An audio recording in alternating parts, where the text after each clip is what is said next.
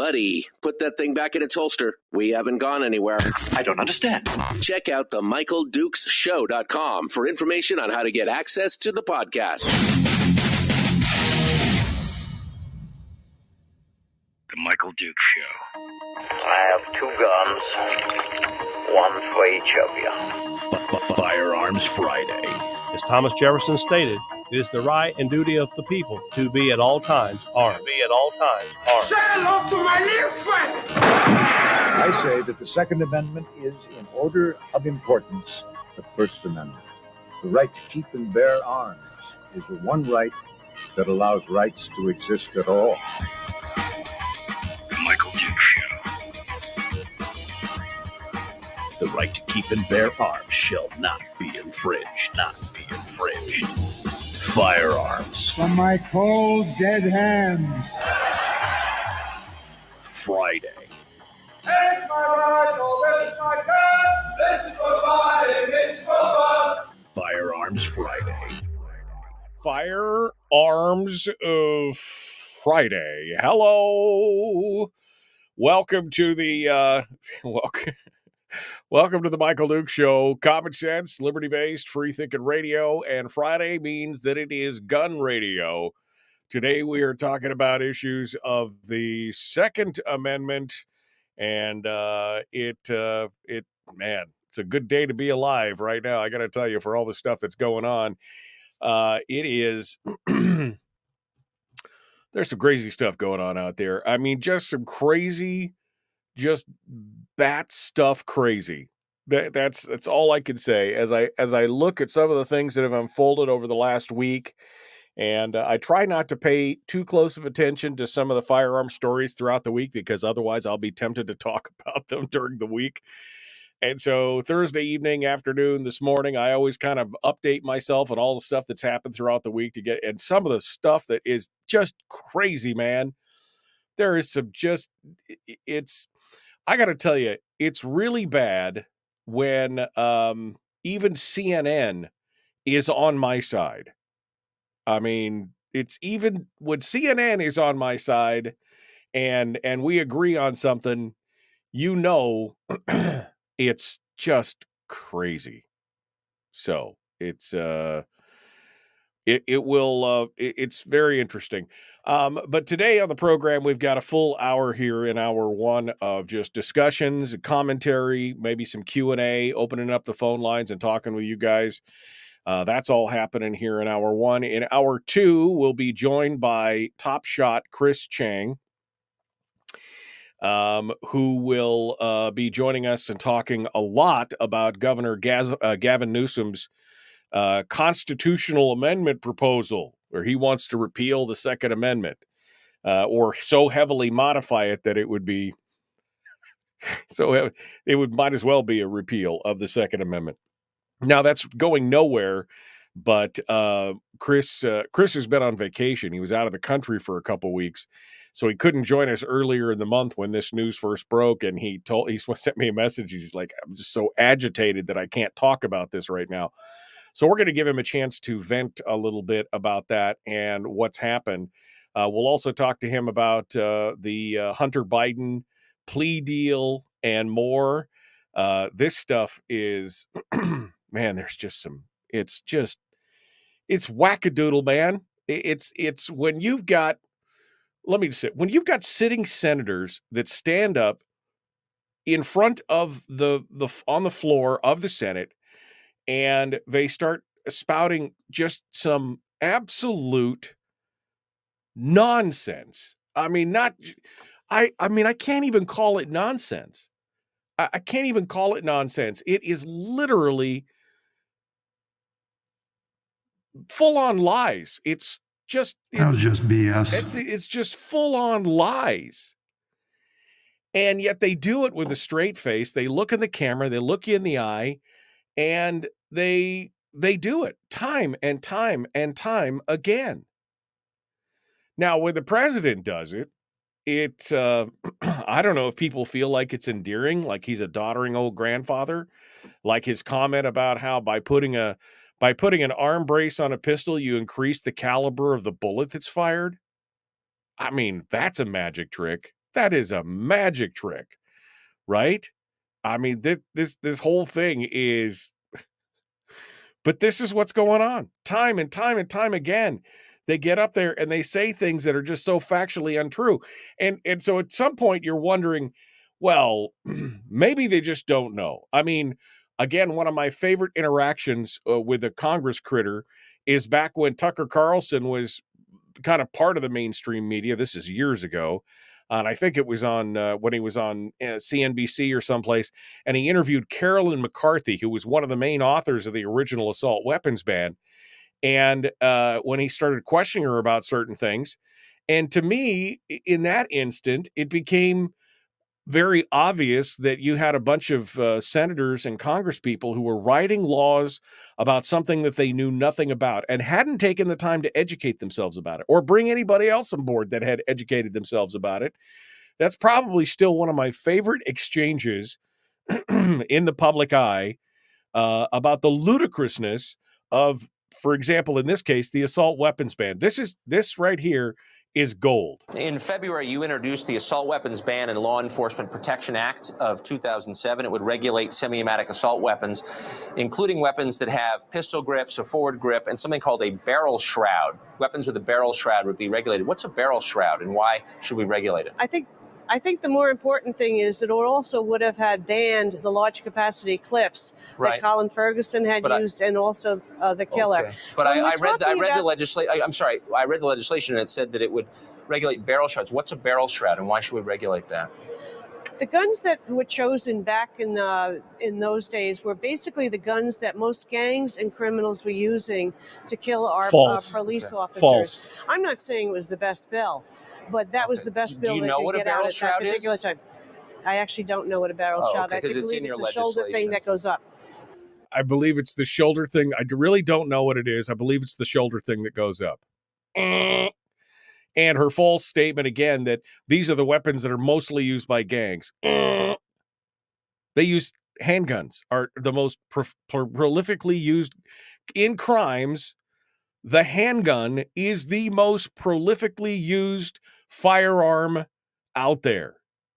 Not the AR-15, not the AK-47, shotguns, rifles. That is a subset.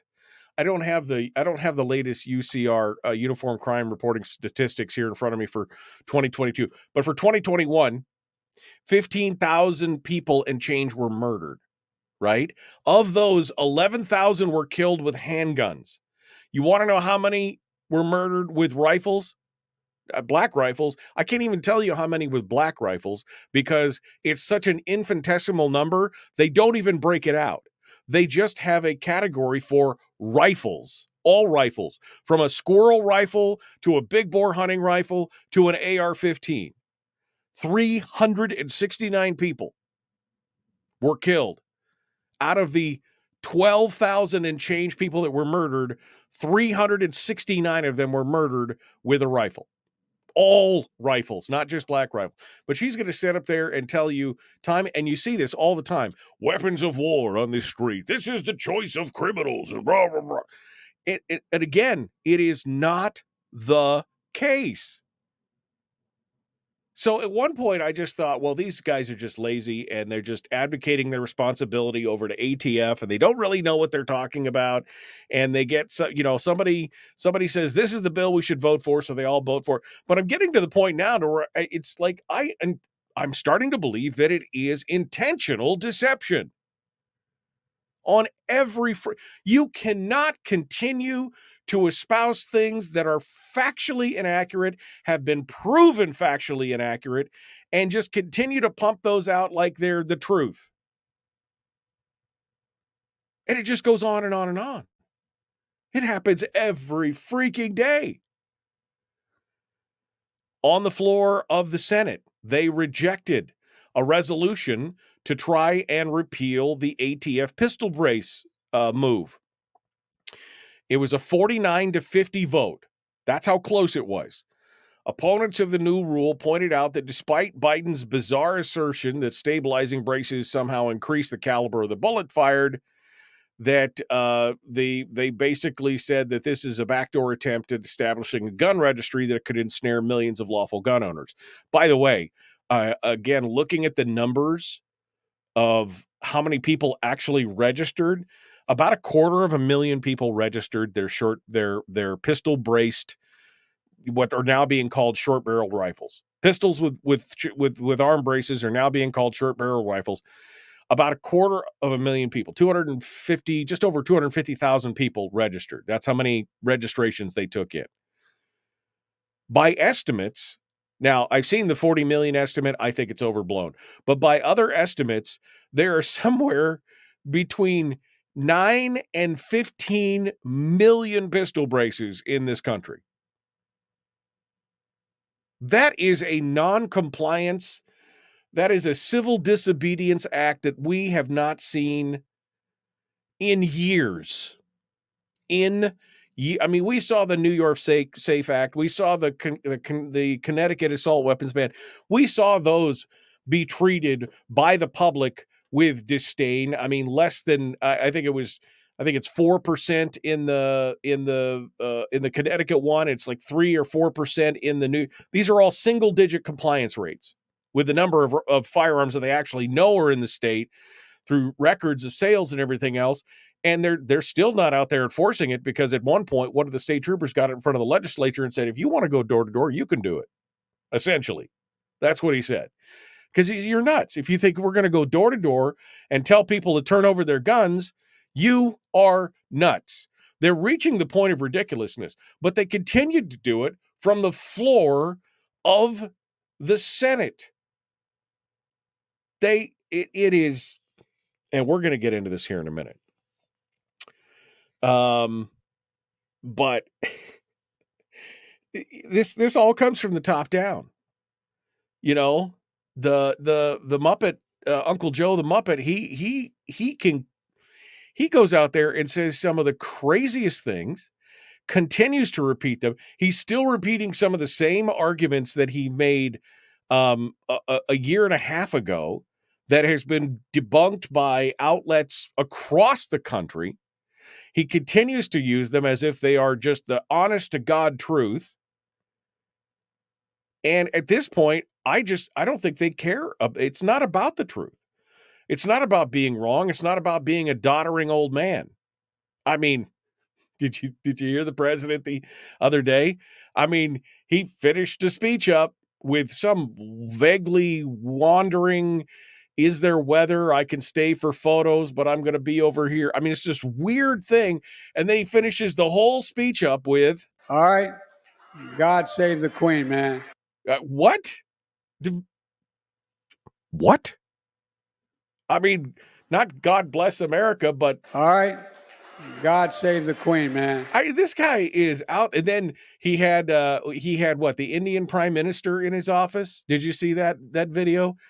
I think it's the Indian Prime Minister, and they're standing up there side by side, and the band starts to play, and Biden, they do the da da da da da da da da da da, like they're getting ready to play the, and he puts his hand over his heart, and the anthem starts to play, and it's not the U.S. anthem, and his hand slowly slides down. I mean, it's the most painful thing to watch. This is the guy that's leading the nation. I mean,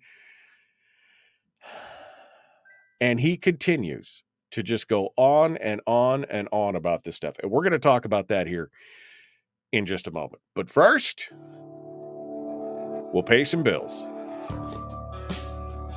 We're going to be back. The Michael Duke Show, common sense, liberty-based, free-thinking radio. Don't forget, you can come out and join us on Facebook. If you want to be part of the show today, join us in the chat room, hang out, have your comments be read out. Whatever you want. Come on down. Join us. Facebook.com/Michael Duke Show /live. All right. We'll be back right after this.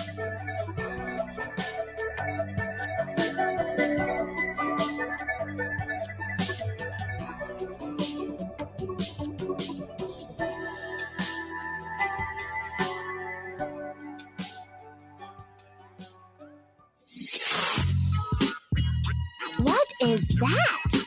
Common sense. Regularly heard on American radio. Michael Duke Show. Radio. Oh, hello, my friends. Hello. How you guys doing? You ready for the weekend? Oh, man, I'm ready for the weekend right now.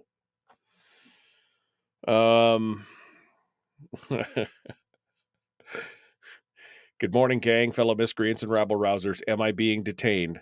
I have that tattooed on the inside of my eyelids. Am I being detained? Lots of fog down on the peninsula this morning. It's cold and wet. It's like 53 degrees here, and it's just raining. Oof, man. All right. Rick is like, what? Spit it out. I mean, because we're gonna get to you. Sandy can't believe that I actually agree with CNN. CNN actually agrees with me. Twaddle, hooey, poussoir, Bert Stedman. That's what it is. I was gonna say it's a bunch of. Yeah, you got it. You figured out what I was trying to say. Just a bunch of stuff. Who doesn't know handguns are what gangs use for the most part? Well, apparently every politician on the left who continues to go out there and talk about these weapons of war that are on the street, the most used by gangs and blah. I mean, when you got a guy telling you that if you put a pistol brace on a rifle, it changes the rifle caliber to a larger caliber bullet. What kind of magical, mystical, I mean, that's as stupid as Greg Jarrett on Fox News. That was when I lost all respect for Fox News. I was already drifting away from Fox News. This is back, whatever it was, 10 years ago, the Sutherland Spring shooting in Texas, when Greg Jarrett just got up there on kind of an angry diatribe. He's one of the talking heads at Fox. Well, ostensibly, he was a reporter, but he kind of moved more into a talking head position. But he got up there and said that, that there's this button that you could push on an AR-15 that turns it into a machine gun. And I was just like, you should just shut your freaking mouth because you have no idea what you're talking about. You are purportedly one of the intelligent ones, and you are just too damn stupid to be on the television. Let's just put it that way. But that's what they do. That's what they do. That's what they do. All right. God save the Queen, man. I mean, they just, I mean, I've looked for the button. I couldn't find it. I looked. I mean, it's just not there. But that's just how stupid our betters are. They are our betters. Don't think they're not. They are our betters. They know better than we how we should be living our lives and doing all the things. It's sad that we just don't accept their omnipotent rule. That's what it is. And quite honestly, that's why they want to get rid of guns, because we have the ability to push back on them. Because they do know what's better for us. And if we could just take away those pesky guns, they could force us to see the light. They could force us to see the light on this. This is the same group that has the Tuskegee Airmen and the MK Ultra and the Japanese internment camps. And I mean, I could go through a litany of things that this supposed government that so well knows better than what we know on all the things that have happened in America over the last 200 years. We could go case after case about all the things that weren't done, weren't good. Just think what happens if for some reason there wasn't that implicit threat of armed Americans. Just think about that. Just think about that. I mean, if the Japanese internment during World War II doesn't make this the skin on the back of your neck crawl, just think about that. Agent Orange, Tuskegee Airmen, MK Ultra. I mean, that's just top of the mind right there. Okay. We're coming back into it. The Michael Duke Show, Common Sense Radio. Here we go.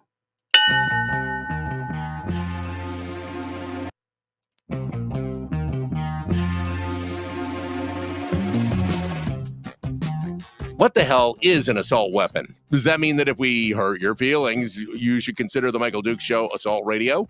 Okay, we can accept that. Here's Michael Dukes. Kind of a dick, but somewhat funny. Somewhat funny. Yeah, that's me. Welcome back to the program. It is Friday. That means it's Firearms Friday. And we've just been talking about, all these politicians. Like I said, I used to just think it was ignorance. Now I'm thinking it's not just ignorance or maybe even willful ignorance. I'm starting to think that it's intentional. That they know that they're out there espousing just untruths.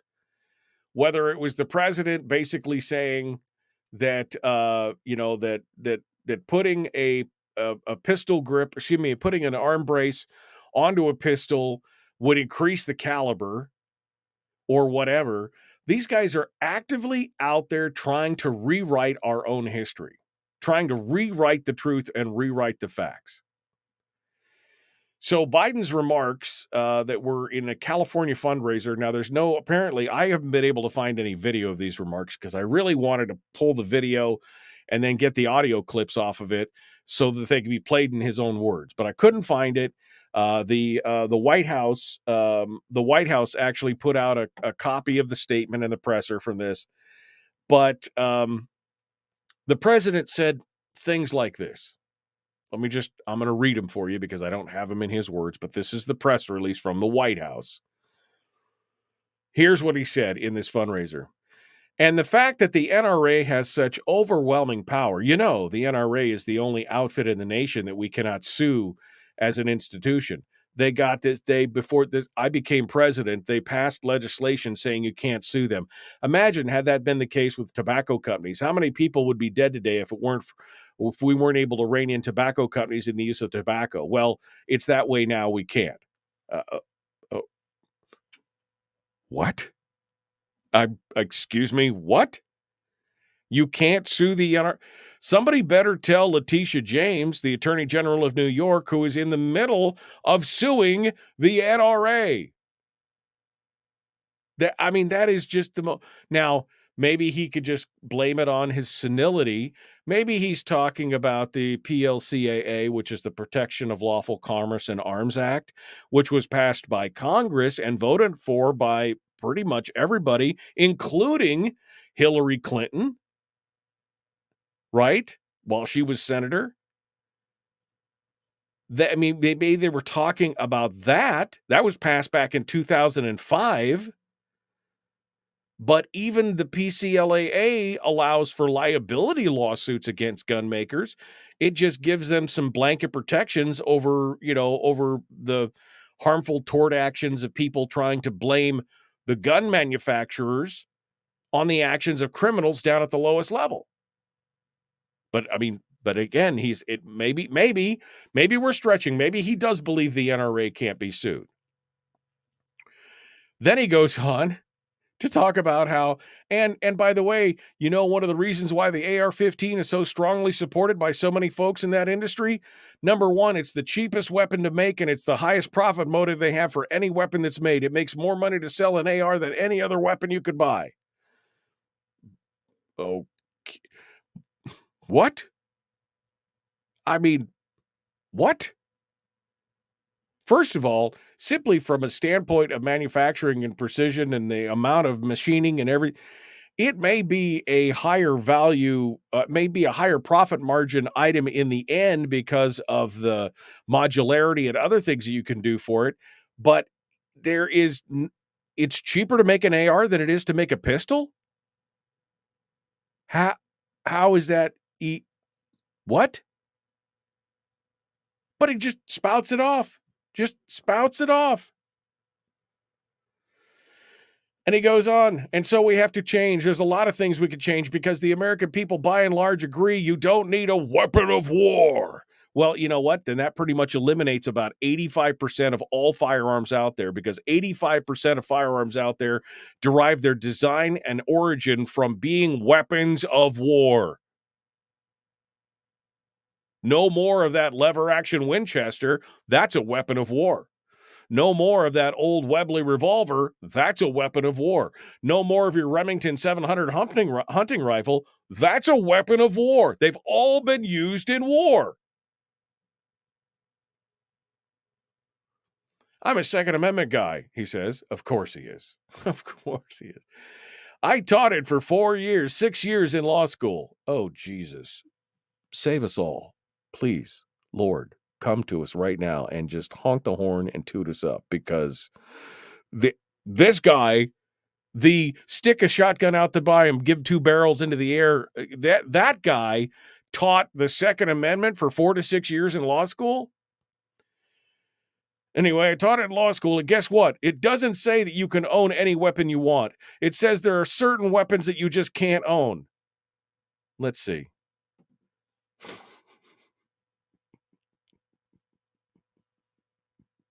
A well-regulated militia being essential to a free state, the right of the people to keep and bear arms shall not be infringed. Where does it say that you can't own weapons of a certain kind? Where does it? In fact, I think it just says shall not be infringed. I think that's pretty much the only stricture in there. I think in that whole thing, that's the only stricture in the whole thing. Yeah, you're right. It doesn't say that you can own any weapon you want. It also doesn't put any strictures on any weapons you want. And he goes on to, these are my favorite. These are my favorite. He goes on to say, even during when it passed, you couldn't own a cannon. Blatantly false. Not only could you own a cannon then, you could still own a cannon today. You can't own a machine gun. No, I'm serious, because there was laughter. First of all, machine guns weren't there. They did have semi-automatic repeating rifles during that time. That's not really well known, by the way. The GRD air rifle was one of the Lewis and Clark gun. It was a semi-automatic repeating rifle. So they did have those. But you could own a machine gun in America, and you could buy one. You could buy them through the mail. You could buy them up until 1980. Anyone could own a machine gun and get it. It's so blatantly false that you can. In fact, I've told the story before. Teddy Roosevelt and the Rough Riders, when they were headed for that charge up San Juan Hill, they were actually outfitted by 2 New York socialites who went out and bought them the new, I think they're the water-cooled Maxims, or they were the Brownings, machine guns, because they didn't have the funding.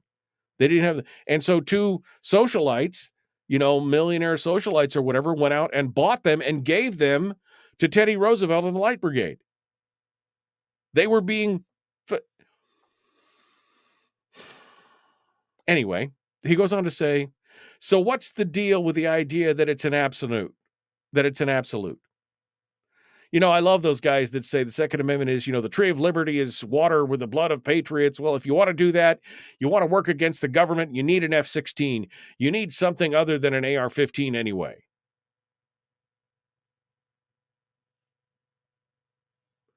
I mean, how seriously... first and foremost, there have been a lot of times, including in Afghanistan, with Americans who had overwhelming superiority, overwhelming technology, overwhelming, everything, and they were still being held at bay. They were still being harassed. They were still being all that by guys living in caves with goats and AK-47s, 50-year-old AK-47s. Secondly, are you trying to say that you're gonna shoot a bunch of Americans with an F-16? Is that what you're trying to say? I mean, this is This is the kind of stuff that goes on. And of course, again, coming from the guy who goes on to say that, pistol braces change the caliber of the weapon. I mean, when you start going on and talking about things like, the whole F-16 thing, David Hersani over at The Federalist writes about this, and he says, look, contending as the president does that your weapon is basically useless because the state can simply scramble F-16s and murder you and everyone you love doesn't really convey the message he thinks it does. What it tells me is that Biden might be a sociopath and that we all need tanks. Or Stinger missiles, I guess. It would be the other answer there. And Hersani himself goes on to talk about Afghanistan and everything else. None of this is even to mention that modern armies struggled to contain insurgencies equipped with little more than small arms. There have been countless such fights, including against Americans in places like Afghanistan. I guess we should just be happy that Biden didn't threaten to nuke Kansas. That was Eric Swalwell's comment about nuking American citizens, if you recall that kind of stuff. But yeah, there's a great article over at The Federalist from David Hersani, who's a noted constitutional scholar, and he's explaining the Second Amendment to Joe Biden. It is just insane. But again, Joe Biden is not the only problem here. I mean, he's in this point, I guess, the biggest example of the problem. But then you got guys down on the floor just spouting off some of the dumbest stuff you've ever heard in your life. Yes, Toto, even dumber than the Carolyn McCarthy comment that we played earlier. Here is Chuck Schumer on the floor of the Senate when they were arguing about whether or not to stop the ATF pistol brace ban. Here is the leader of the Democratic Party talking about guns, which he said that he knows so much about we need to ban. Chuck Schumer. If you have ever seen a gunman fire what looks like a machine gun with just one hand, that's what pistol braces allow you to do. I say, hold up, wait a minute, something ain't right. If you've ever seen a gunman fire a machine gun with one hand, that's what pistol braces allow you to do. Okay, so first of all, it's not a machine gun.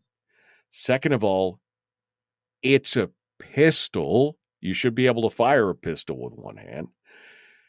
Thirdly, I've fired plenty of guns with one hand, and I didn't need a pistol brace. But this is, you see the conflation there? You see the conflation? Go back to what he first said when you see them with machine guns. That's where he's making his point. If you have ever seen a gunman fire what looks like a machine gun with just one hand, that's okay. What So braces... fire what looks like a machine gun. It may not be a machine gun. It may be a semi-automatic rifle. It may be a pistol. That's what pistol braces are all about. But then Dick Durbin from Illinois, man, some of the dumbest people in the world come out of Illinois. If you're from Illinois, I'm so sorry for you. I'm not sorry for what I said. I'm sorry for you if you came from Illinois.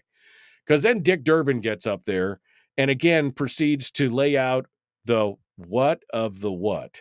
And we all know that because of the ammunition magazines that can be strapped onto so many pistols, that these become automatic weapons similar to AK-47s. What? Ammunition magazines that can be strapped onto so many pistols that these become automatic weapons similar to AK-47s.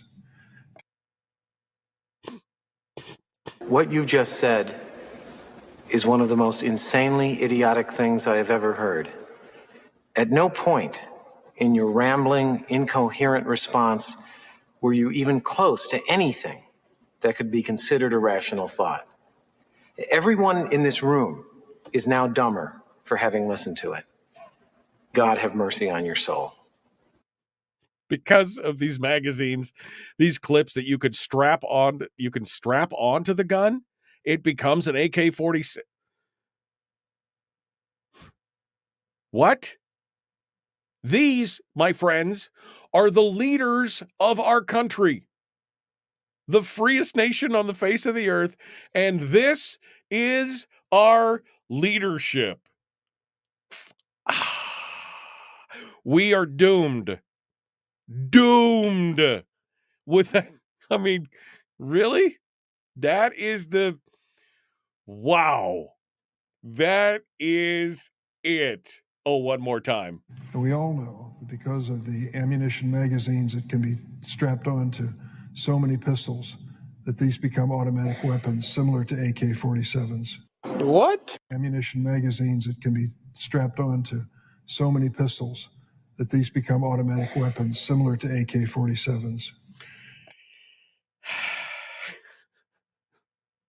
You people in Illinois, you might want to ask for a refund. I'm just saying you may want to ask for a refund.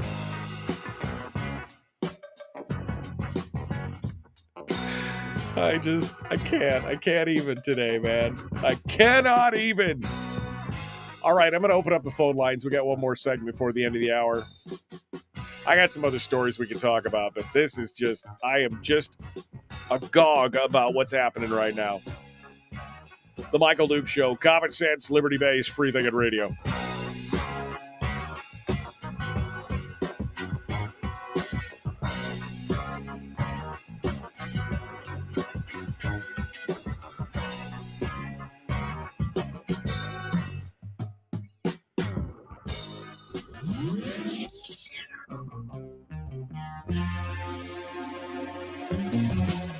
Running on 100% pure beard power. Oh, also some coffee.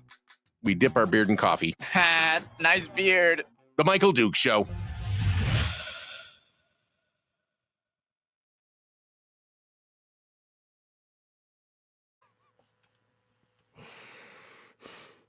I mean, you just cannot make this stuff up, folks. These are the leaders of our nation. And, I mean, they can't even remember which nation they're from. I mean, All right. God save the Queen, man. I mean, they're just not even sure where they're at.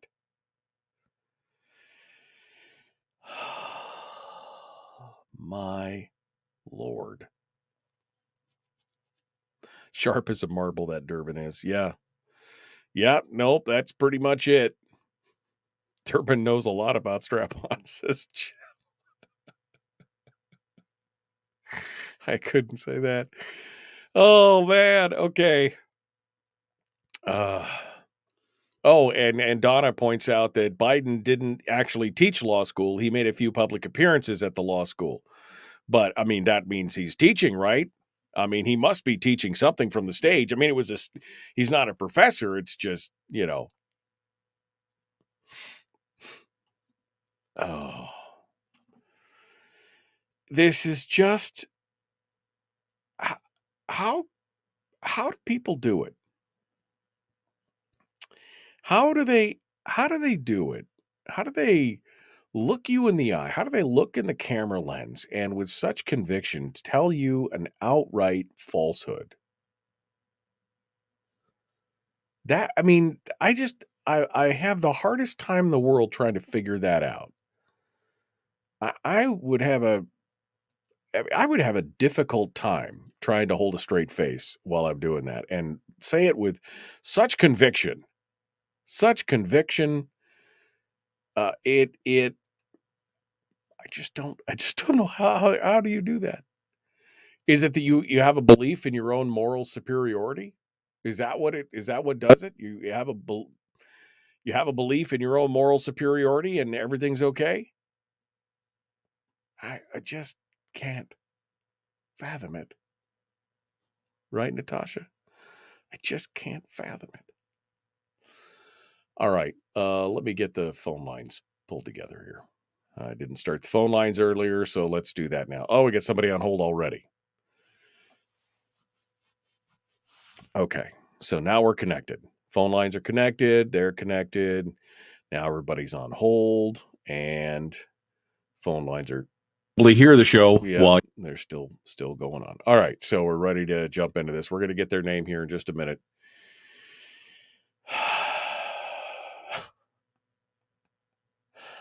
We're looking at the fact that Dickie Durbin represents one of the most violent garbage states in our country. He's a useless tool. I mean, that's the thing. Yeah. Sandy says they believe their stuff. They're poo. I mean, they're high on their own supply is what she's saying. I mean, I don't know. They want to throw enough stupidity out there. They want to throw enough stupidity out there so people just get exhausted and finally give up and accept their garbage as truth. Yeah. What's this, Lisa? There's a link here, and I can't follow links from the room that I'm in, from the browser that I'm in. But it says federal government moves forward with hunting restrictions, no lead bullets. Oh God. Yeah. All right. Well, we'll see where this goes. We're about 2 minutes out right now. My God. Here you go. It was in my hometown of San Diego. That guy that drove the tank down the freeway. I mean, was this like the Killdozer incident? We just passed the anniversary of Killdozer. Normally we talk about it a little bit, but we didn't this year. But we'll. Although I did see that Brian had a really sweet mug. In fact, is it part of your profile picture, Brian? It looks like it might be part. Let me look at this. Yep. He had this really sweet mug that he had made by Art by Carla. And it's a Killdozer reference. So it's perfect. It's perfect. Okay. 1 minute out. We're getting ready to jump into this, and we will continue. Chris Cheng will be joining us in hour 2, maybe hopefully before the break in hour 2, so we can get some time with him. And then we got a Willie Waffle who's got a lot of stuff to go over with us today.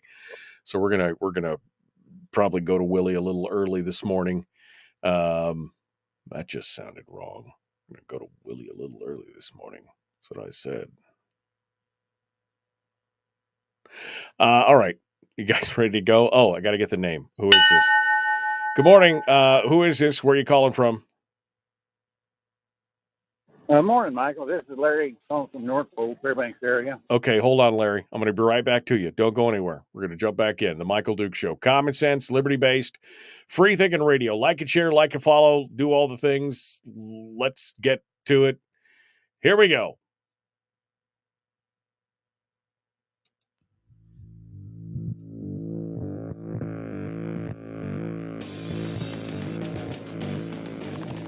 What the hell's an assault weapon?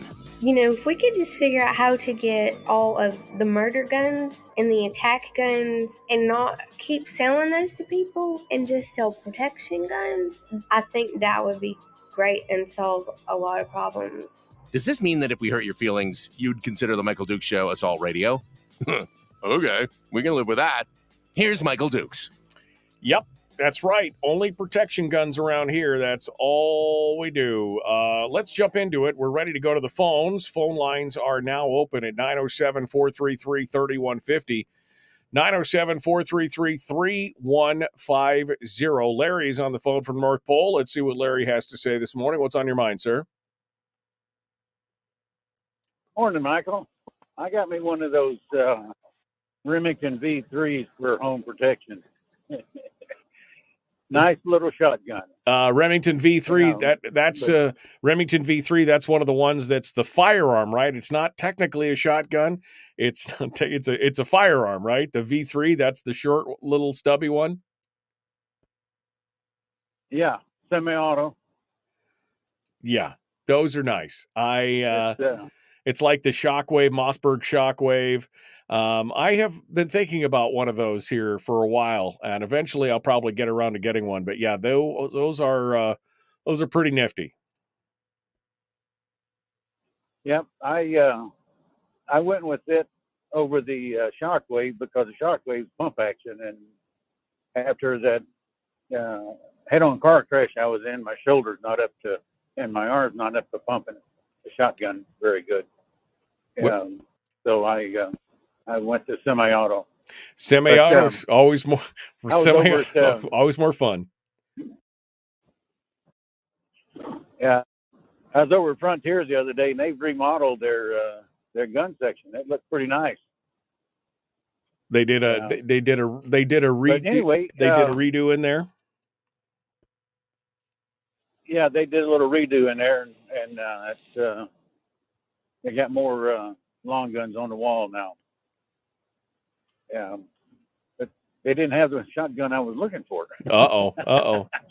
Had to get it somewhere else. Darn it. Yeah, I hate it when that happens. Anyway,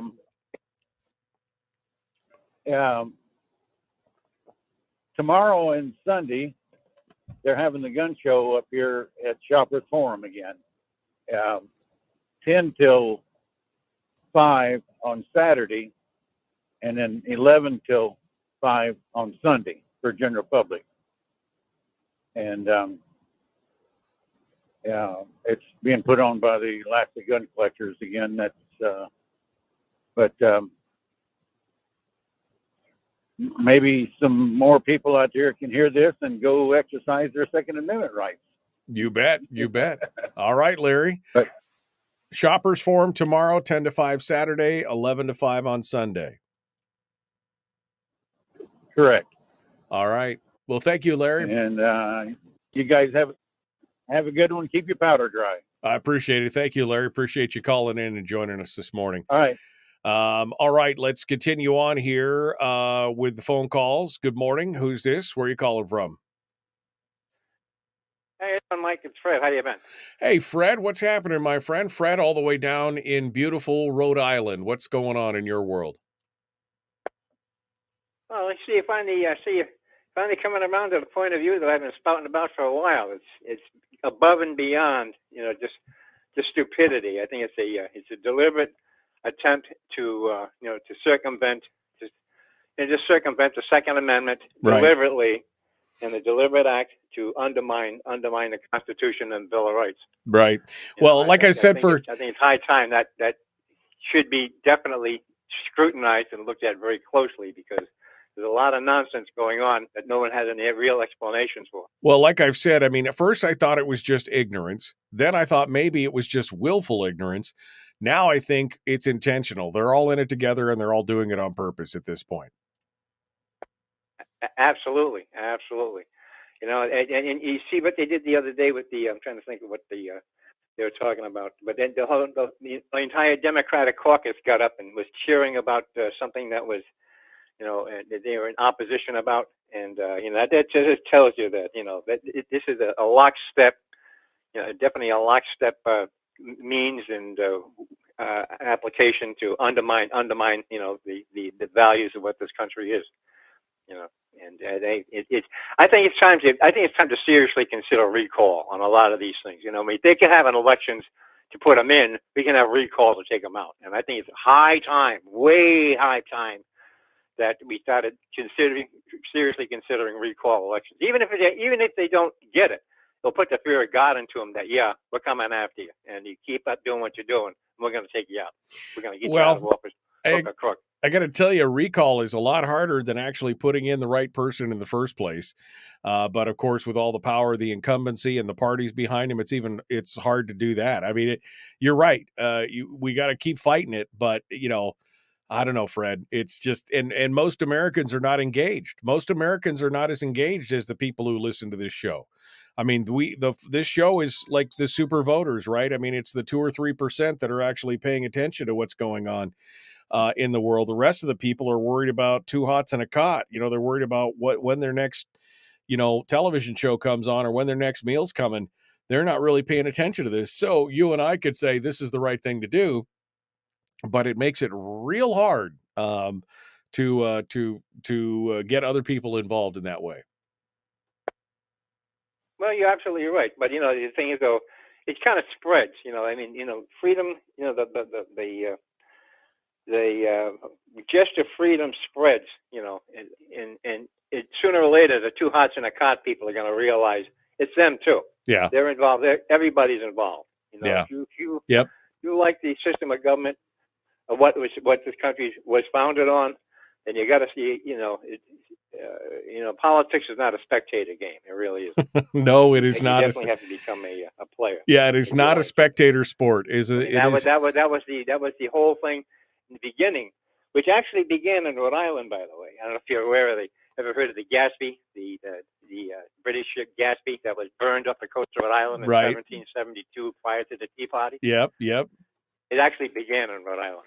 Well, you guys, what happened to you guys? I mean, you guys started the fight, and now you guys are all rolling over on each other or wetting on yourselves. Well, all historians are in Boston. They're all in Massachusetts, and they definitely threw Rhode Island out of it because they hated Rhode Island. And, anybody from Rhode Island wandered into Massachusetts could be hung, and this is a fact. They could have been hung on a spot. I mean, that's what used to be called Rogues Island, not Rhode Island. And then eventually they changed it to Rhode Island. But Massachusetts hated Rhode Island. Yeah, they really did. So they kind of wrote us out of the history books. But yeah, that actually began in Rhode Island by burning the gas. Look it up online. I'll look it up. I'll Wikipedia it real good. All right. Well, Fred, it's good to hear from you, my friend. Thanks for calling in. Keep your powder dry, my friend. Don't grow weary in well doing. We too shall overcome, right? I certainly hope so. All right. We will never stop fighting. All right. Thank you so much. I appreciate it for you sounding off this morning here on the program. I got 2 more lines on hold, but I've got less than a minute. Can you do it in a minute? Good morning. Who's this? Where are you calling from? Good morning, Michael. This is Steve from Fairbanks. I'll make this quick. 2 announcements really fast. There's a Glock demo on July 28th from 5 to 7 p.m. Also on August 19th, First Responder Memorial Shoot. Again, that's Saturday, August 19th. So Glock demo, July 28th. APOA shoot on August 19th. This is all sponsored by the Alaska Peace Officer Association. Registration is required for both events. The first one, the Glock demo, is $10 fee. The memorial shoot's $50 fee, unless one joins APOA. So just go to apoaonline.org for more information. apoaonline.org. All right. Well, thank you. Appreciate you calling in and reminding us of that. We look forward to hearing more about it. Thanks so much for calling in. All right. That brings us. You're welcome, Michael. Thank you. Thank you. That brings us up to the top of the hour. I got one line on hold. We'll talk to them during the break here, see if they want to hold on through hour 2 dead ahead. We got Chris Cheng. We got Willie Waffle. It's the Michael Duke Show.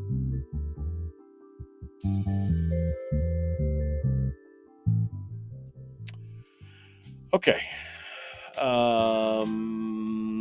Let's go over and see who's here on the phone. Good morning. Who's this? Where are you calling from? Yeah, Fairbanks. Yep. You want to hold on through the news? And Dave? Okay, Dave, you want to hold on through the news, and we'll talk to you as soon as we return to the air? Sure. Can we talk about the pistol break? Yeah, no, absolutely. We can talk about the pistol brace. That's no problem. So I'll put you on hold, and you'll be. Okay, we'll come back to you about 5 after the hour. Okay, so just hold on the line here, Dave. We'll be right back to you. It's Dave in Fairbanks. We're going to talk with him here in just a minute. Okay. All right. All right.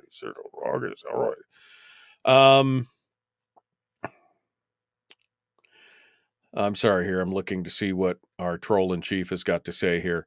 Can we get past the generalities of the Second Amendment and keep pointing out the disparity of political differences and focus on the rights to bear arms versus the abuse of firearms? That's kind of what we've been doing, man. We kind of been pointing out the fact that the right to keep and bear arms is sacrosanct and that the abuse of firearms is a minuscule abuse of that right, but that it's been overblown. It is political. That's the thing. You can't avoid the disparity of political differences, as you say, because the news media and the politicians won't let you. They continue to treat it. I mean, they in fact, they use the word epidemic of gun violence. They use that kind of language to talk about it. Even though when you look at it statistically, it is a fraction of,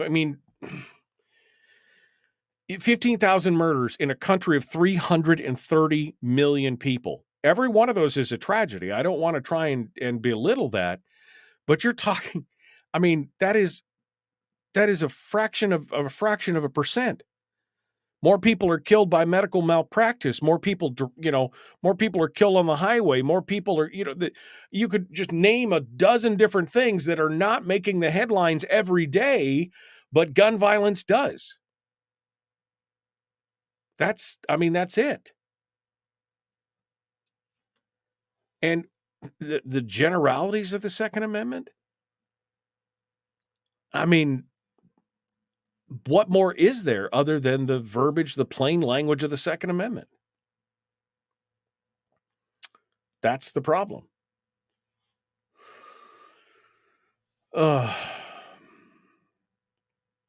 Yeah, and you're right, 100% right, 100% right. The worst epidemic of gun violence was and is done by government on their own disarmed populations. This is a fact throughout history. 100%. I just agreed with Harold, folks. Mark it down. Democide, it's called. That's what it's called. Democide. That is the extermination of a population by their own government. And you can go back and look at gun control.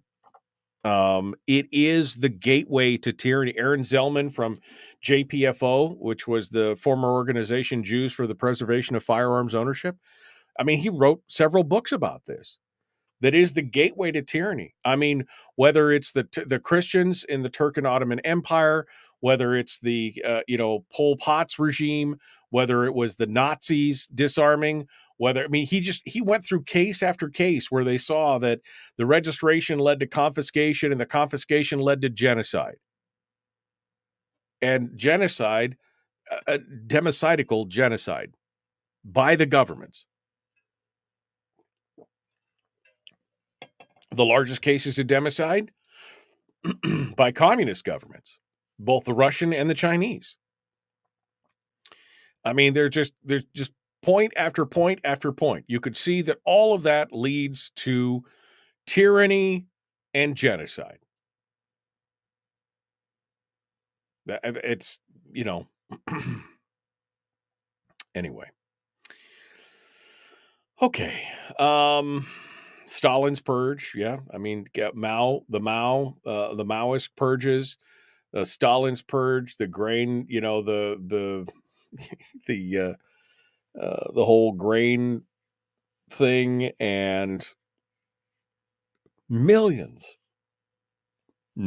of people killed by governments of their own people, not enemy, not enemy combatants, their own people.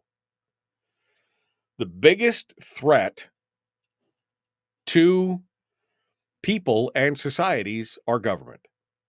Period. That's not an opinion. That is a statistical fact. The Uyghur, yep. Same thing in China. That's a modern day example. Okay. Nobody wants to think anymore. Wait a second. Here we go. Nobody wants to think anymore. They seek out the quickest, easiest source for their opinions. Turn on the TV and see Mushy Melon say something dumb and false about firearms, and they say, "Well, the resident president. So this is what is true. This must be true." I mean, the president wouldn't say anything that was blatantly false, right? Congressmen wouldn't say things that are blatantly false. Our trusted talking heads in the news media and on our favorite news channel, they wouldn't say anything blatantly false. Maybe it is just laziness. Maybe it's, I don't know. Maybe it's not intentional.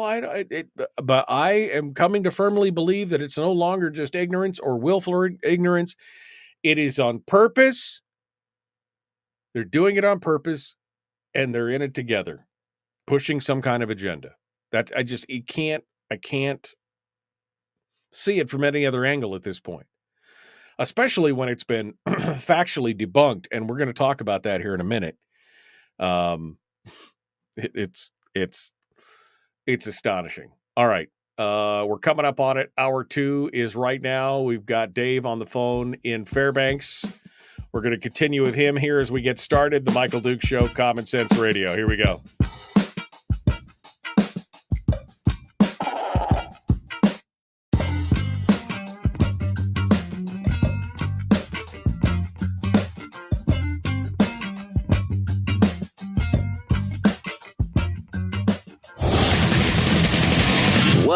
Buddy, put that thing back in its holster. We haven't gone anywhere.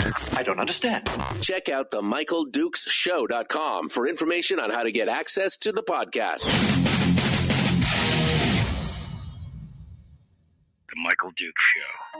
I have 2 guns, one for each of you. Firearms Friday. As Thomas Jefferson stated, it is the right and duty of the people to be at all times armed. Say hello to my little friend. I say that the Second Amendment is, in order of importance, the First Amendment. The right to keep and bear arms is the one right that allows rights to exist at all. The Michael Dukes Show.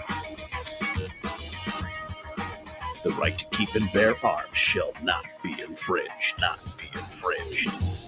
Firearms. From my cold, dead hands. Friday. It's my rifle, this is my gun, this is for fighting, this is for fun. Firearms Friday. Firearms Friday, your chance to sound off at issues of a 2A nature right here on the Michael Dukes Show. Hour 2 of the big radio broadcast. It's gun day, baby, and we're here to talk about it. Phone lines are open at 907-433-3150, 907-433-3150. Dave in Fairbanks has been on hold for a bit here over the top of the hour. He wants to talk about pistol braces. I want to hear what he has to say. Good morning, Dave. What's on your mind?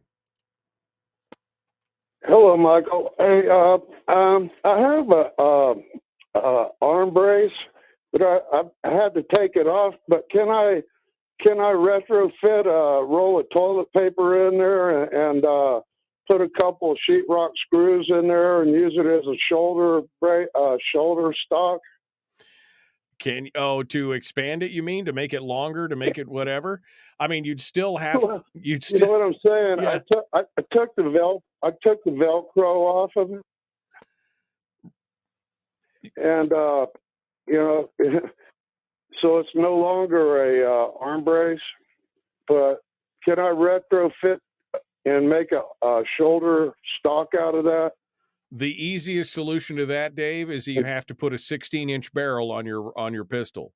If you wanted to get down to it, and you can't, because it's not about the length of the arm brace. Remember, it's the whole argument from the ATF, although they're classifying the arm brace now as an SBR.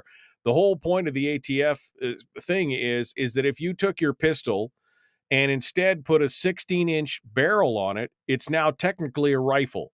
And you can have that short shoulder stock on your rifle. It just has to have a 16-inch barrel on the rifle. That's the only way it can be legal, according to their definition. Or you could register it as an SBR, short barrel rifle. Either way. But yeah, no, just putting some things on, making it inoperable as an arm brace by not allowing it to be, strapped on or something like that. That's not going to do a thing, my friend. That is still, unfortunately, illegal. It needs to have the 16-inch barrel for it to be legal. So much for your right to privacy in your own house, right? Well, exactly. But I don't think you're alone, my friend. Again, only 247,000, I think is the official number, maybe 241,000 registrations of pistol braces occurred during the amnesty period. And they estimate that there's anywhere from 9 to 14 million of these things out there. So, there a lot of people just basically either Can I legally buy a shoulder stock for that pistol? You can buy a shoulder stock for a regular sized stock.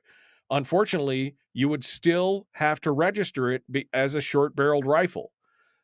Because that's what it is. A $200 tax stamp. You got to get the paperwork. You got to do the fingerprinting. You got to do all that kind of stuff. And you'd still have to register it as a short barreled rifle because it has to do with a rifle length. Now, a short barreled AR without a stock on it is technically a pistol. So you don't have to register that. But the second that you put any kind of shoulder stock or shouldering device on it, and that's what their argument is that the arm brace becomes a shouldering device, then it is a short barrel rifle. And if you don't have the paperwork for it, it's illegal and it's a felony. Right. Okay. Thank you so much. Well, I appreciate you calling in. Thank you for your call. I appreciate it. Have a great day. Bye. 907-433-3150, 907-433-3150. Phone lines are open if you want to sound off. Now's the time to do it. If you're just joining us this morning, first of all, welcome to the program. You could have gotten up just a little bit earlier and become a member of the 6 o'clock club, which is for all those folks who listen in the 6 o'clock hour. I mean, it's free and it's just bragging rights. It's nothing else. But if you didn't hear the last hour, you missed the last hour. We were talking a lot about all these comments from various politicians, including old Uncle Joe, who just basically continues to spout inaccurate. I mean, it's just blatant falsehoods. It's not even inaccurate is too mild a word for what they're putting out there. And it is so blatant that it's not just the right-wing media outlets who are out there catching this. Even somebody like CNN agrees that this is, here's what CNN said. President Joe Biden made false claims about a variety of topics, notably including gun policy, during a series of official speeches and campaign remarks over the last 2 weeks.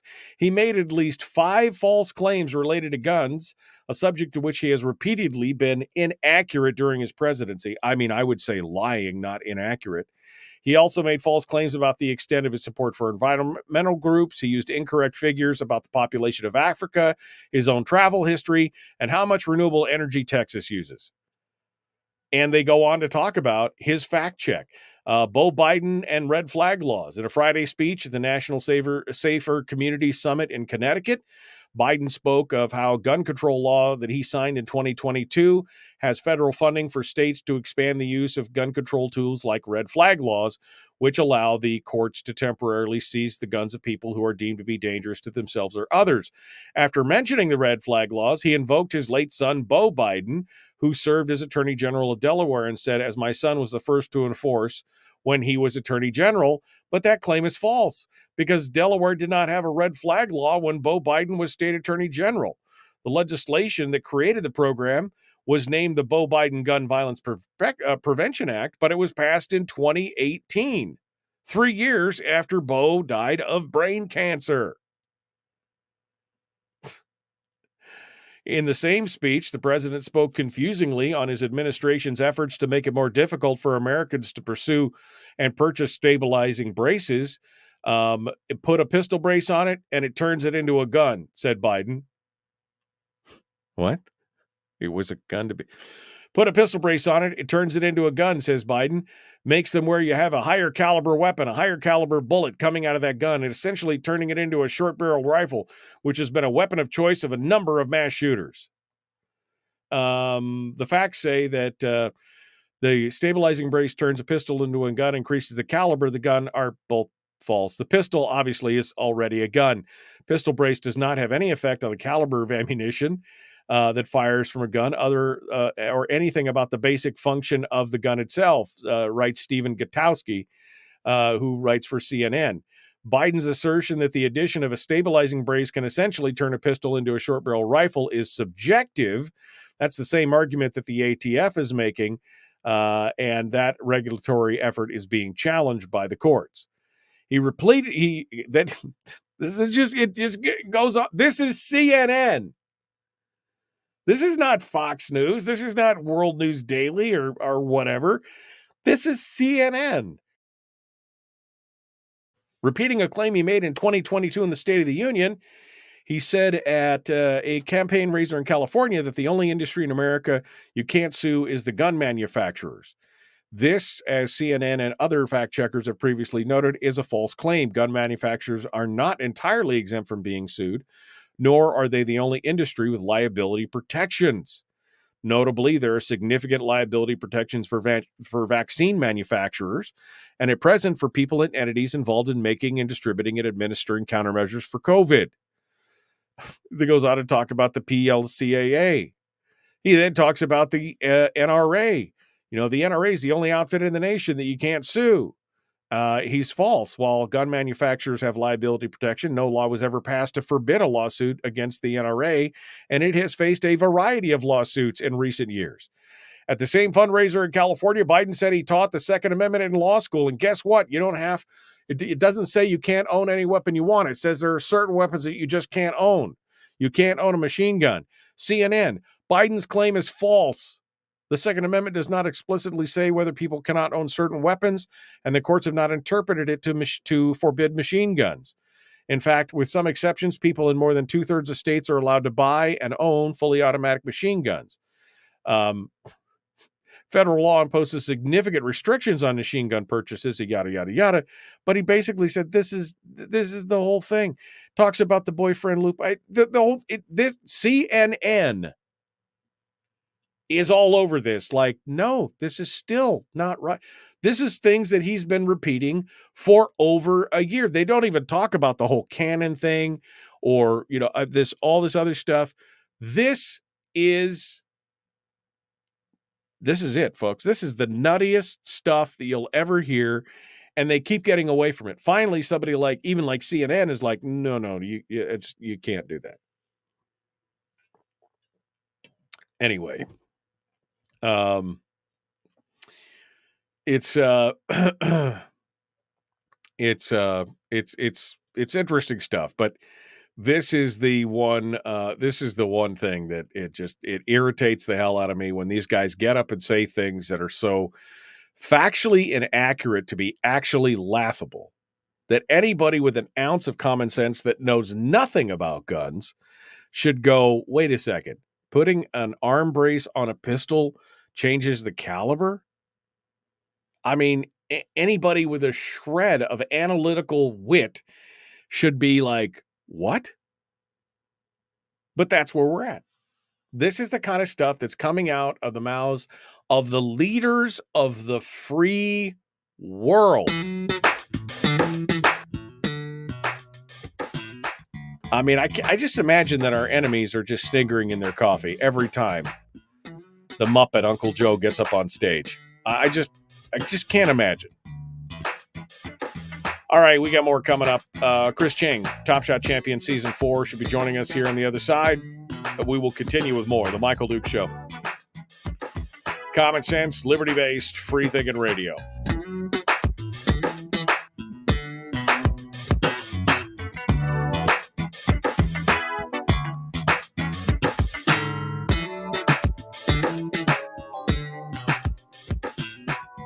We're broadcasting live through a series of tubes. Allowing all of these entities to provide streaming stuff going on the internet. Well, it's kind of hard to explain. Sorry.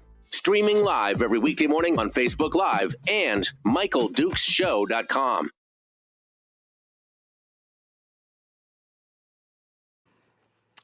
Jeannie says the pistol brace is...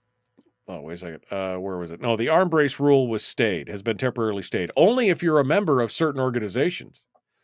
Only if you're a member of Gun Owners of America. Only if you're a member of the Firearms Policy Coalition.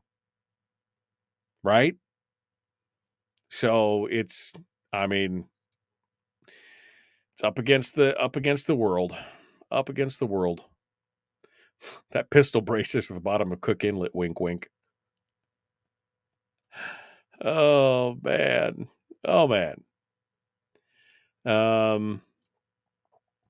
Biden at his finest. Oh, boy. Joe, really, yeah. I mean, this is the kind of stuff that... Oh. Let me see. Where is that? Let me go back. I didn't actually pull that one. Race makes... caliber.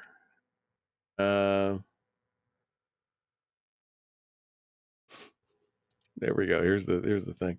I don't think you guys will be able to hear this, but I want to record this. So I'm gonna record this because I want to hear what he has to. Oh no, where's the actual? There it is, right there. That's what I wanted, right there. Let's try to see it.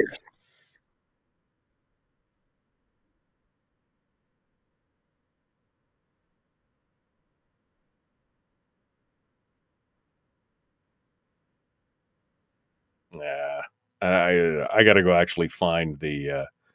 I got to go actually find the part where he basically talks about. You guys can't hear that, right? You guys couldn't hear the audio from the YouTube video. Okay.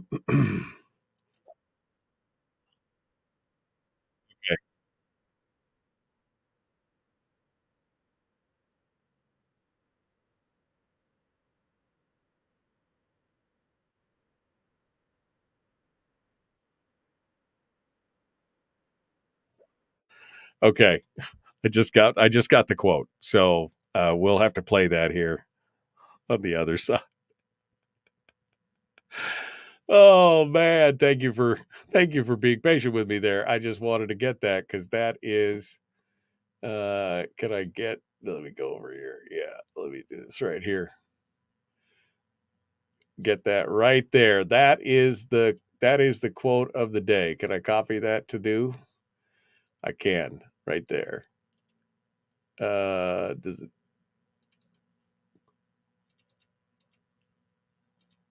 Okay. It stopped the recording. Okay, let me hold on a second. Let me make this here Biden caliber. Okay. I can close that. And now we can go back over here and start the recording again. All right. Okay. So sorry about that. I wanted to grab that piece of audio from President Biden where he basically says that the caliber, that it changes caliber, right? That's the story that he's sticking to. Put a pistol on a brace, it turns into a gun. Makes it more, you can have a higher caliber weapon, a higher caliber bullet coming out of that gun. It's essentially turned it into a short barrel rifle, which has been a weapon of choice by a number of mass shooters. How is this guy president of the United States? Right? It's not just him, it's the whole Dick Durbin thing too, right? We all know that because of the ammunition magazines that can be strapped onto so many pistols, that these become automatic weapons similar to AK-47s. What? Ammunition magazines that can be strapped on.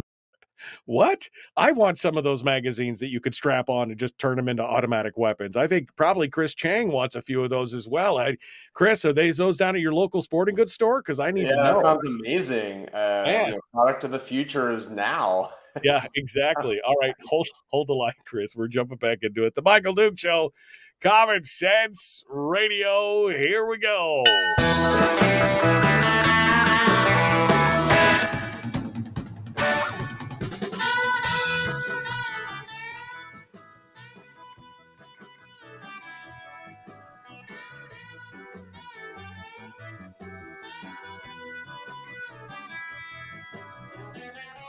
That's right. It's California Surf Party in honor of our next guest, Chris Cheng, Top Shot champion, season 4. We were just talking about how, I want to know where Dick Durbin goes shopping at the sporting goods store, Chris, because, if I could find those magazines that you just strap on to your pistol and turn it into an AK-47, that sounds like a Pokemon thing where it just kind of mutates into the next level. Where do I find that?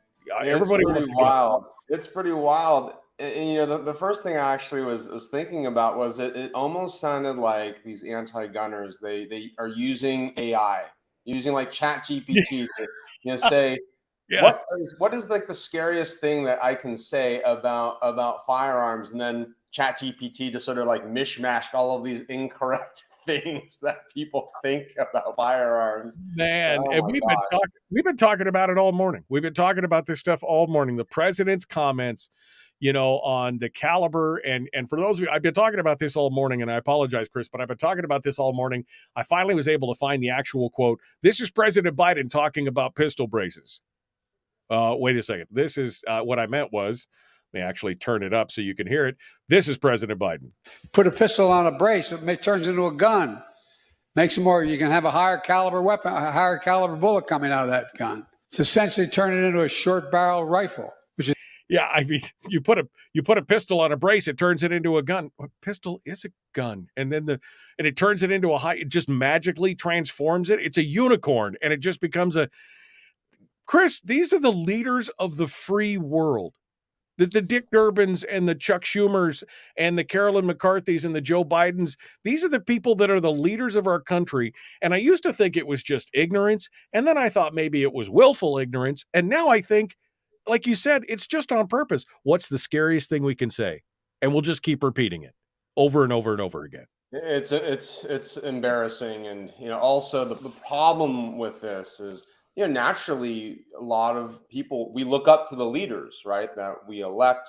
We look to leadership to give us accurate information, right, to give us intelligent perspectives and opinions on things.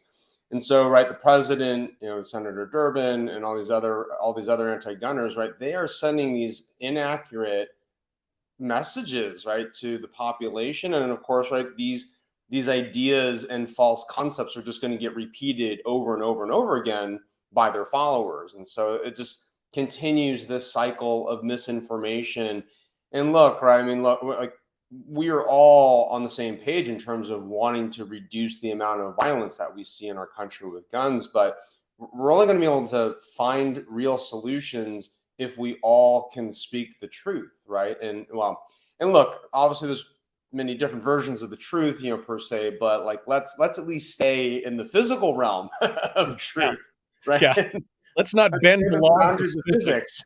Yeah, like we don't want to bend the laws of physics and be like, it's magical. You strap it on and it gets. Yeah. I mean, it's like, it's crazy. Speaking of actually, trying to find real solutions, Governor Gavin Newsom thinks he has a solution, but you'll notice that his solution is not being talked about by any of the gun control groups. It's not being talked about by the Democrats. It's not being talked about by the president. It was not even being referenced by anybody on that side of the equation in power. But Gavin Newsom has the answer. He wants to repeal the Second Amendment. He wants to reform it, have a referendum, change it, and make weapons of war, which, by the way, would affect pretty much every firearm out there, weapons of war illegal for people to own. This is his joy. And I know you were pissed off because you couldn't talk about this while you were on vacation.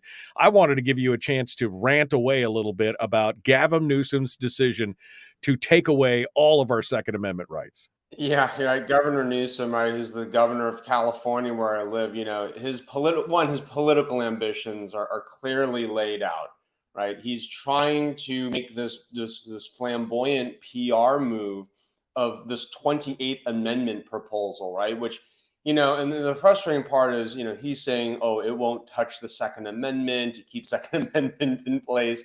And then in the same breath goes on to list all of the infringements of the Second Amendment that this new proposed 28th Amendment would entail. And so it's so frustrating, right? Just to see he's continuing his anti-gun rant, but like you mentioned, the Democrat establishment and the anti-gun groups are not rallying behind this idea at all because, I think even they're realizing that Newsom's 28th Amendment idea is so far-fetched, right? It is maybe the pipe dream that a lot of these anti-gunners want, but they realize that it's really out of reach, right? To solidify this into a potential 28th Amendment to our Constitution it crosses the Rubicon, right? And I think the anti-gunners who are not supporting this 28th Amendment idea realize that, look, if this 28th Amendment idea ever got real legs, the main reaction would be to galvanize the entire firearms community, the entire firearms industry,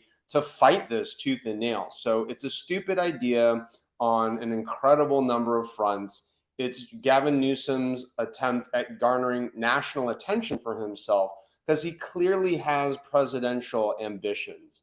And right, given what's going on with President Biden and his son Hunter Biden, President Biden's lock, there's no lock for him, right, for the 2024 nomination or election. And so, Newsom, I think if you just look at this from a political operative perspective, I think he is being smart, right? He is trying to position himself as if something happens to President Biden's nomination, right, the Democrats are going to need to find someone else, right, to to put up on the pedestal. And of course, you're right, Newsom will be right up there, regardless of whether he's actually serious about this 28th Amendment or not. Is but it's pretty impressive in a scary way that Newsom would be so bold to basically put forth this amendment that would nullify the Second Amendment. I mean, it is jaw-dropping.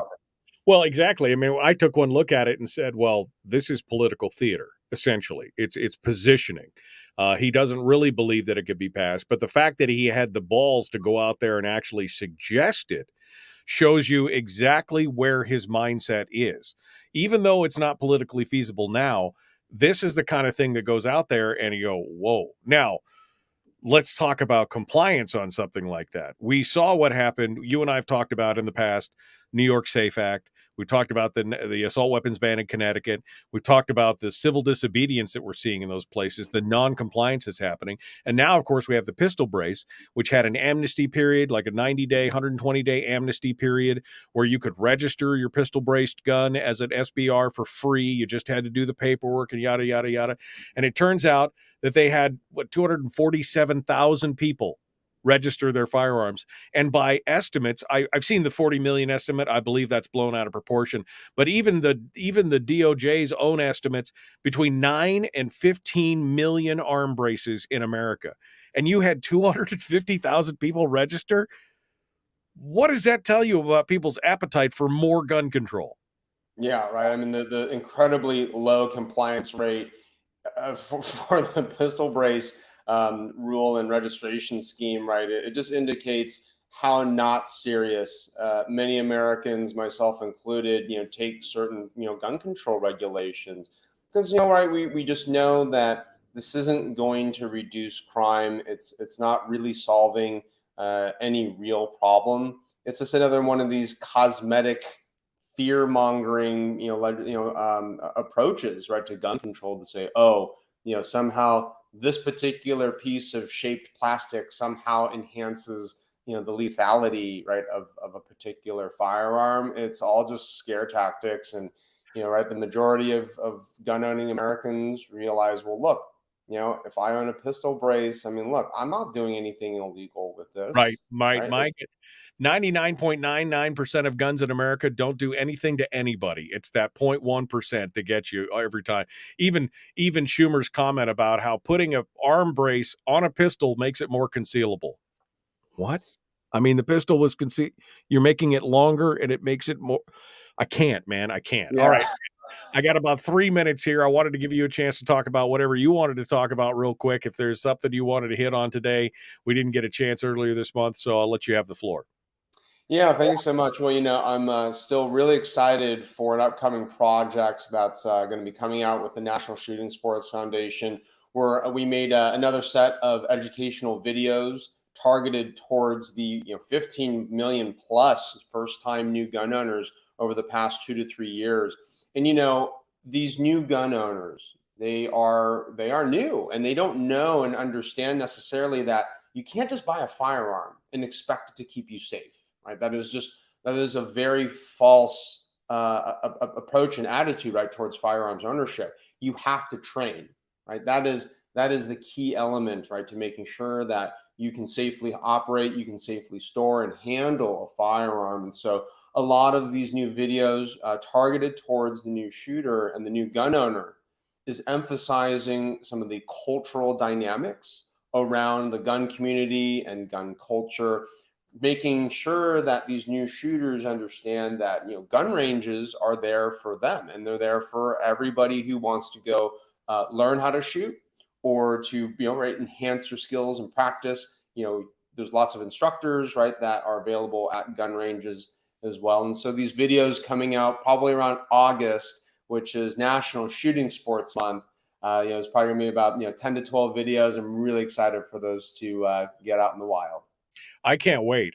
You do really well as a spokesperson for the NSSF, and you've done some great videos on your own. And this will be a whole thing because, again, 15 million brand spanking new gun owners. Nobody ever shot, they never shot a thing until they bought these pistols and or rifles or whatever they bought. A lot of it during COVID, and a lot of these, again, are minorities, females, even people of the Democratic persuasion because of the whole COVID thing and police saying you're on your own kind of thing. It's a super exciting time for a lot of these new gun owners, and they need this kind of education. Indeed, they do. Yeah.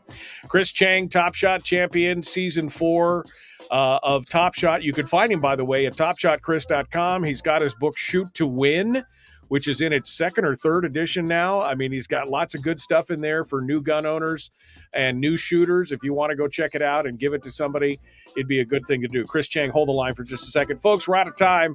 Willie Waffle coming up next. The Michael Dukes Show. Common Sense Radio.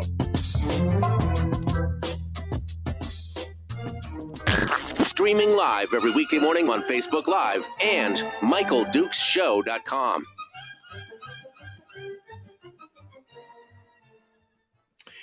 All right, Chris, I just wanted to get a hot take from you here before I let you go for the day. No thanks. Again, I've spent the whole morning because it just fried me. All these comments that we're seeing, and it's Greg Jarrett on Fox News saying there's a button you push on your AR-15, it turns it into a machine gun. The Schumer comment, the Durbin comment, Biden's repeated comments, the Carolyn McCarthy, a barrel shroud is a shoulder thing that goes up, and all this other kind of stuff. I mean, what you work in San Francisco, California, then San Francisco, then the tech industry. I mean, it's just like we're breaking it down into like some of the more liberal areas of the country. I mean, what are your cohorts and your friends and your coworkers when they see things like? Do you guys ever talk about that? I mean, do you ever go, well, that's not really true. That if you put a pistol brace, it won't increase the caliber. I mean, or are they smart enough to go, well, that just doesn't make sense? I mean, is that magical? How does that work? If I put my gun owning friends here in San Francisco and the Bay Area, yeah, I mean, they're well educated enough to know that when they hear some of this gobbledygook that's coming out of these anti-gunners' mouths, that it just literally doesn't make any sense. For gun owners, right, it's just clear that these politicians, many of them, just don't know what they're talking about. But, amongst my non-gun owning friends, here in San Francisco, actually, to be frank, like, we don't talk about it a lot. Probably a little more comfortable that way, right? It's a little bit of that, but it's like, so let me give you an example, right? So I will talk about this maybe next weekend when I'm hosting some of my non-gun owning friends and my forest property, and we're going to shoot, right? We're going to go, shoot at my private range. And that's an appropriate location and moment to talk about some of the stuff, because then my friends will have an anchor in like what I'm talking about, right? If somebody's never fired an AR-15 rifle or an AR pistol, like unless I show them what we're talking about, right, they're not gonna understand the physical attributes of what is this pistol brace thing versus a standard buttstock. Right. It's clearly hard to just talk about things in the abstract. And it's much more, I think, impactful and meaningful when I can get them behind a gun, pull the trigger, they can see the difference or non-differences, right, between some of these nuances that anti-gunners are trying to zero in on, but they're sort of non-existent red herrings. So, like with most things, we can talk about gun control, till our faces turn blue. But I think the real way that we change hearts and minds is we have to bring people to range. And I know that's not always easy, right? It's definitely easier said than done. But we have to show, not tell, right? Yeah. Like, nobody likes to be lectured to, right? But if you show people, right, what these firearms are about and what some of these physical attributes that are so controversial and how sort of mundane a controversial feature may be a enhancement, right? If you put a red dot on a pistol, well, I don't see the red dot as increasing the lethality of the pistol. I see it as I can be more accurate with a red dot on my pistol, so that I can hit the bad guy targets and avoid hitting the good guy targets, right? So, instead of things like bayonet lugs, this rifle has a bayonet lug, this rifle doesn't. accuracy, same lethality, same. I mean, it's just, I gotta say this, Chris. I used to think that a lot of times it was ignorance, like I said. Then I thought it was willful ignorance. Oh, we'll just really not. Now I'm thinking they're just trying to find the scariest thing. I think you're right. Maybe they just plug it into Chat GTP and say, give me the scariest argument I can have for gun control. Doesn't have to be true. And then, it just spits out. It's just word vomit. I think they're doing it on purpose at this point. I mean, do you, or is it just can't, nobody is that stupid. I mean, I still like to think of the best in people, and I know that's becoming increasingly more and more difficult these days. I think it's laziness. I think that's really what it actually comes down to, right? It's difficult to learn about a thing that you don't know anything about, right? And so these anti-gunners, right? They're not going to go shoot a gun, right? They're not going to go learn. They're not going to go talk to gun owners, right? So they're being lazy, right? And so the lazy approach to this is, you just hear what the echo chambers are saying about, the scary things about guns, and you throw your PR person at it and say, take out your thesaurus and make some of the words scarier, right? Yeah, and exactly. I think that's sort of what we're seeing right now. It's just laziness. All right. My opinion. Well, Chris Cheng, I can't wait to see. We'll talk again in August about the videos. Hopefully they're out by then. We can discuss it more. Thank you so much, my friend. Good to see you again. Thanks for coming on board. Thanks as always for having me. Always good to see you, sir. All right, folks, that brings us up. We're coming back in. My phone is buzzing. Willie Waffle is ready to go. Let's get back into it. I suppose I should change my color background so that I'm all matching. The Michael Dukes Show, common sense, liberty-based, free-thinking radio. Like and share. Here we go.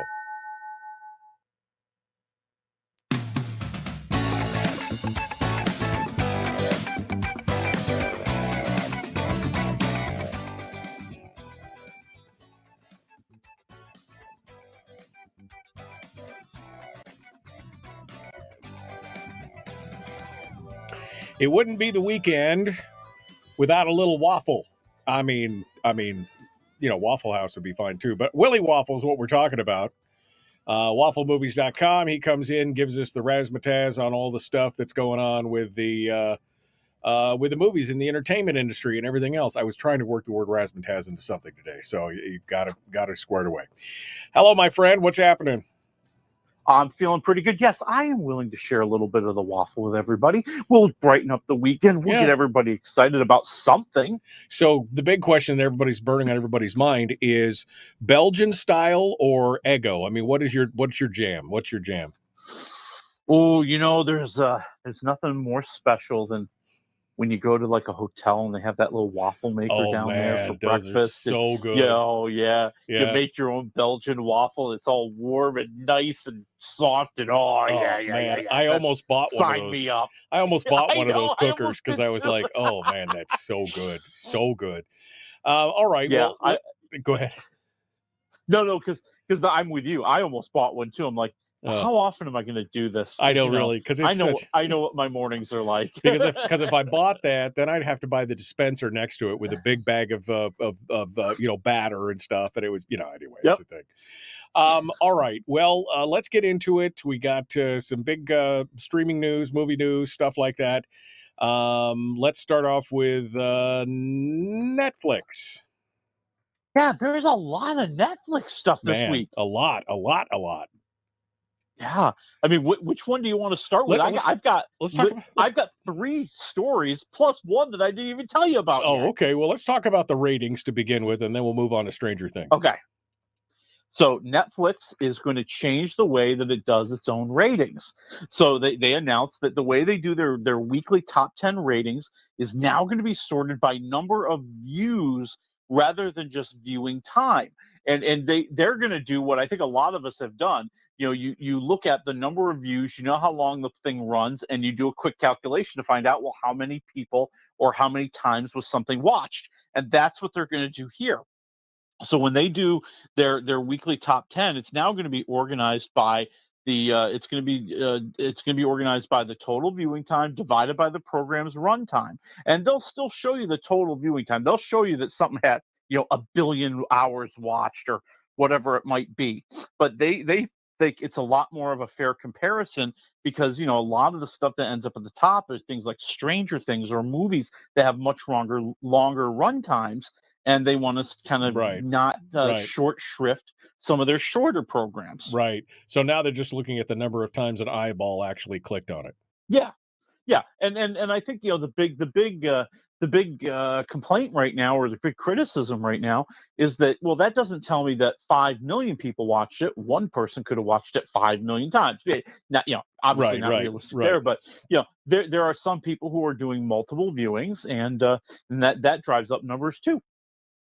I can see that. Although it is an interesting metric to see how many hours something has been watched. I mean, I will say that for sure. Extraction 2 viewed for 88 million hours. 88 million hours, which means it's 124 minutes long, which means what, 42, almost 43 million views. Almost 43 million views. And if they sold 43 million tickets at what, $10 a ticket, well, just do the math, baby. $420 just million. do the math. That would have been the greatest opening of any movie in history. Of anything ever in history. In history, yeah. All right, so that's one thing. A lot of the reason we're doing a lot of this Netflix stuff this week is because the Tadum conference happened, the con, right? Which is the Netflix convention called Tadum, which is the sound that your Netflix makes. And they had Arnold Schwarzenegger up there announcing one of his good friends is coming to Netflix again. Yeah, this is pretty cool. Linda Hamilton is joining Stranger Things. Yep, Linda Hamilton, the legendary star of The Terminator. And we don't know what role she's going to play. We don't know how many episodes she's going to be in. Heck, we don't even know when Netflix is going to be able to air the new Stranger Things final season. But she's going to be a part of it. Yeah. And they're just going to drip it out. Okay, I'm telling you, Netflix is expert at this. So now they're dripping that she's going to be there. And then, once they're able to start production, they'll probably drip some picture of her in the production and everybody going, ooh, it looks like maybe she's in the military. Ooh, maybe she's somebody's mother. Ooh, maybe she's this. Maybe she's that. And they'll just keep building it and building it and building it. And I'm going to be watching every single episode when they drop that thing in a year. I know, I'm waiting. But I mean, it could be a year or more. Oh, even more. Before this thing, because of the writer's strike.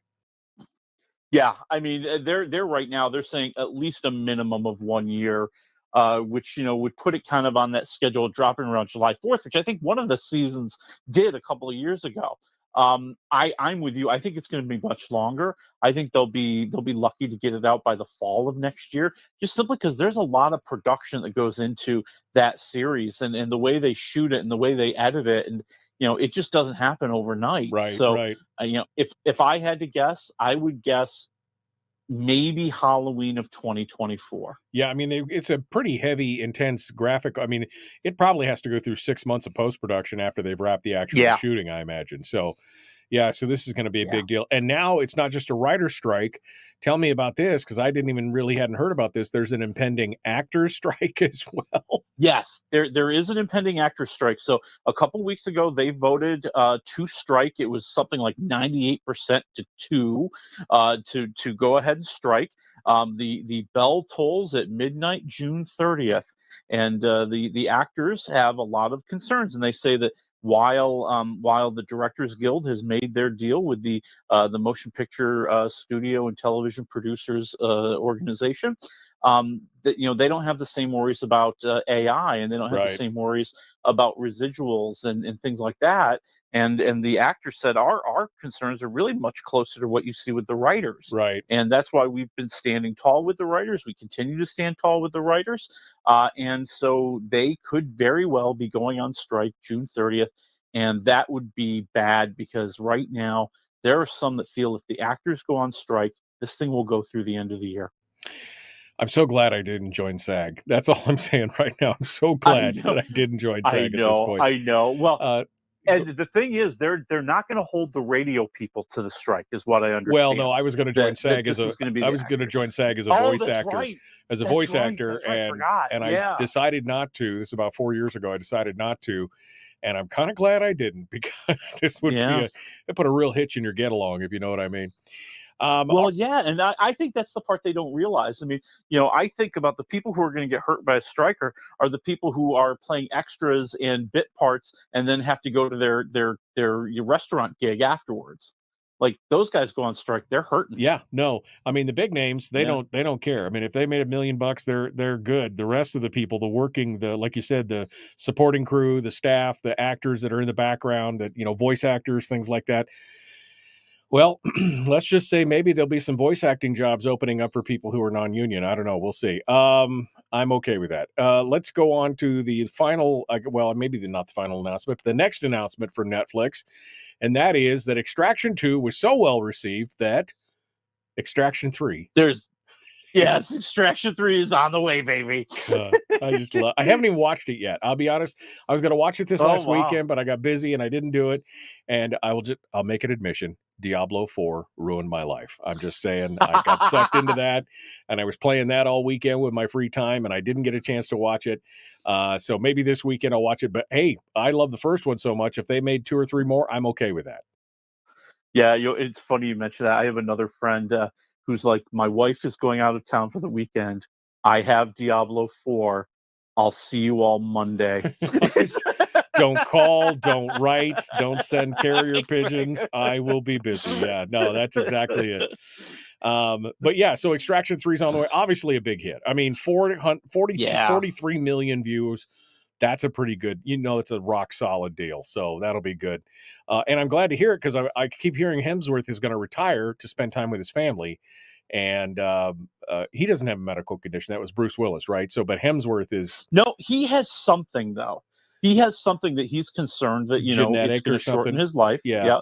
Yeah. And so he's like, hey, I'm doing all right financially and I love my family. And if you only got so much time to go, I'd rather spend it with my family. And I admire that. I can understand that. I can understand that. You said there's a fourth story quickly from Netflix? Well, yeah. So kind of breaking late last night, Netflix is looking to buy a movie studio. Oh. And they have their eyes set on Paramount Studios. Oh my God. Yeah, wow. I know. Oh man. Holy cow. That would be massive. Well, with the surge in their stock price, because now all these people can't steal passwords anymore, they have some extra cash and they're looking to use it. And so they're looking to buy a movie studio because, it's hard to produce all these things on their own and it's hard to distribute these things. And by bringing in somebody like Paramount, now you've got a distribution arm, you've got a production arm, and that's going to help them because another thing that's been kind of developing over the week is that the Oscar rules are going to change. Right. And now if you play a movie, you're going to have to do it in more than just 1 week in New York and LA. They're going to extend that out. You're going to have to be in like 10 to 50 cities for a week to qualify for the Oscars, or at least have like a promise to do it or something along those lines. Yeah. And if you have Paramount doing your distribution, well, that's easier than, right now what Netflix says is they own two theaters and they put them in their theaters. Wow. Well, that'll be interesting because Paramount also, of course, owns the rights to things like Star Trek. They've got Paramount Plus, the streaming network. I mean, this could be an interesting acquisition. That'd be a real interesting acquisition. I would be curious. I'd be really curious because I'm with you. Paramount Plus, you merge it in Netflix, but what about the other things on Netflix that don't have anything to do with Paramount? Are they going to feel they're going to be slighted? They're going to be secondary. They're not going to get the same promotion because, well, you don't own us, which is what the fights have always been with the networks. Yeah, exactly. All right. We're running out of time. Unfortunately, we had a lot of Netflix news. But let's pick 3 of the final things for stream here. We got about 4.5 minutes or so. So hit me with some quick stuff here. I'll hit you quick with Asteroid City, which is in theaters. This is the new Wes Anderson movie about this group of students. They're out in the Southwest desert. It's a 1955 convention, like an awards ceremony, and they have a shockingly close encounter and are held in quarantine. Now that movie alone, I would be willing to watch, but they're trying to get too cute by half in this whole deal here. Okay, so it's that whole part of the movie is basically a movie you're watching, and the actors who are in that play that's been filmed that you're watching also have parts of the story that are developing outside of that. See where I'm going with this? It gets a little bit convoluted. Yeah, I was just going It to gets a say. little bit crazy. Yeah, and it's a cool set and it looks beautiful and it's quirky like everything he does, but it's a 1.5 waffle movie. Ooh, ow. Well, the trailer looked great. I thought the trailer looked really interesting, but yeah, if it gets too convoluted, I don't know what we're going to do on that. Okay, so 1.5 waffles for Asteroid City. What's next? Okay, then we'll go quickly. No Hard Feelings, the new Jennifer Lawrence movie, where she's hired to date a 19-year-old awkward kid before he goes off to college because his parents are worried he's going to be a nerd. He's not going to have a real college experience. He's not going to have any friends. He's not going to have a girlfriend, and they need Jennifer Lawrence to make him a little bit more manly. And it's a raunchy, naughty, funny comedy when it wants to be like that. But, like most of these movies these days, it's going to pull its punches. All of a sudden, it's going to get sweet, and they're each going to learn from each other, and they're both going to grow. 2.5 waffles. Well, isn't she like 45? That's not creepy at all. No, she's like I want to say she's 32, maybe. Is she really? And that does be and that does become part of the story in the movie. Jennifer Lawrence. I was thinking J-Lo. I'm sorry, my bad. I was thinking J-Lo. No, I was like, No. Jennifer Sorry, Lawrence. Okay, yeah. But that's one of the jokes because they're originally the parents want somebody who's maybe like in their early 20s, and Jennifer Lawrence is not. Yeah, no. Oops, sorry. Okay, 2.5. Well, that leaves us with Secret Invasion. You got 90 seconds. Give it to me. All right, your new Disney Plus series from Marvel. It's time for Nick Fury to save the planet by stopping a secret invasion of Earth by the Skrulls. Evil Skrulls, bad Skrulls, Skrulls that want trouble. And this is really all about Samuel L. Jackson. I mean, you're getting to see him do his Samuel L. Jackson thing, and it's fun, and it's cool, and he's awesome in the dramatic moments. And even in the first episode, oh my God, they're dropping a bomb on us, people. I'm at 3 waffles right now, and I have a feeling it's going to get better and better because there's 6 total episodes. And I like watching Samuel Jackson kind of struggling, Nick Fury disillusioned, trying to figure out what's right and what's wrong, and having a lot of trouble. Nothing but Scrubble. Scroll. Never mind. I was trying there. Good try, man. Secret Invasion, 3 waffles. All right. Well, we'll see how that comes out. I'm waiting for all 6 episodes to drop. You know me. Willie Waffle, wafflemovies.com. Out of time for today. Thank you for coming on board. Folks, we will see you on Monday. Ben Carpenter is going to be joining us. We're going to talk with him about the plan, the legislature, the vetoes, everything else. Have a great weekend. Be kind, love one another, live well.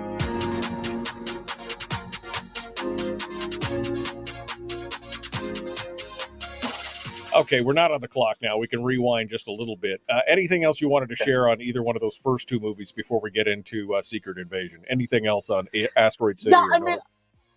No, I think I hit it. I think, the interesting thing about Asteroid City is, Wes Anderson can still line up a heck of a cast. I mean, when you look at who's in this movie, I mean, Tom Hanks, Scarlett Johansson, Maya Hawke, Matt Dillon, Ed Norton, Margot Robbie, Bryan Cranston, Jeff Goldblum, Willem Dafoe. It's everybody. And Steve Carell. Steve Carell's in because Bill Murray, who typically does all the Wes Anderson movies, he came down with COVID right before they were going to film and couldn't make the trip to. I think they filmed in Spain, and so Steve Carell was brought in to replace him. Well, again, a star-studded cast, but if it gets too convoluted, it just gets wacky, right?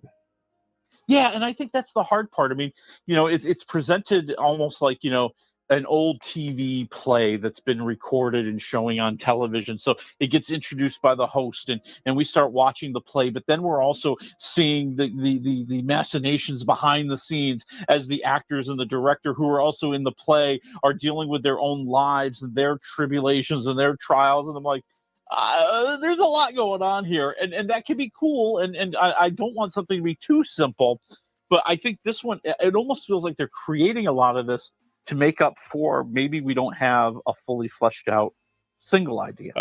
Okay. And No Hard Feelings, again, Jennifer Lawrence. And I mean, okay. Pulling the punches, that's the other thing. We were talking about Mel Brooks a while back. Nobody could do what Mel Brooks does today because nobody's willing to go the full Monty on it. They'll go halfway and then they'll pull back because somebody somewhere might be offended by it. Which, by the way, comedy, haven't you heard, that's kind of the shtick of comedy, is to offend people in one form or another.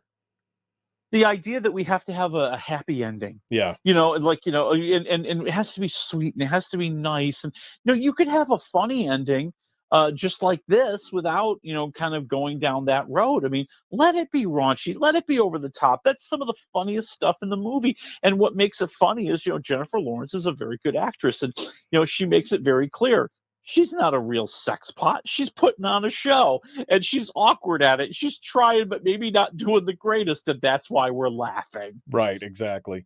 Yeah. And I am looking forward to Secret Invasion. Again, Disney, you stupid, dumb bat. I'm just like the whole, I know. we're going to dribble out one episode a week for you to watch. Or so, I mean, oh, God, kill me now. Just put them all out there. Let me watch all 6 episodes at once. Why? Why do you, I think Netflix is really the only ones that is still not doing that. Everybody else is like dribble, dribble, dribble. I hate you so much. I will still give you money.